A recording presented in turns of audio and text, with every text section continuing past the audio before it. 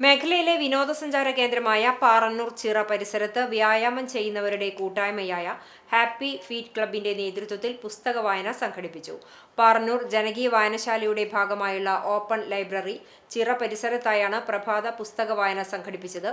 വൈക്കം മുഹമ്മദ് ബഷീറിന്റെ അനുരാഗത്തിന്റെ ദിനങ്ങൾ എന്ന കൃതി റെനിൽ എയ്യാൽ വായന നടത്തി. വായന പക്ഷാചരണത്തിന്റെ ഭാഗമായി സംഘടിപ്പിച്ച ചടങ്ങ് Kunnamkulam taluk library council secretary Valsan Parannur ഉദ്ഘാടനം ചെയ്തു. MV ശ്രുതി മോഡറേറ്ററായി, സലിം, ശരവണൻ, സൗദ, ഹക്കീം, ധർമ്മരാജൻ എന്നിവർ ചർച്ചയിൽ പങ്കെടുത്തു.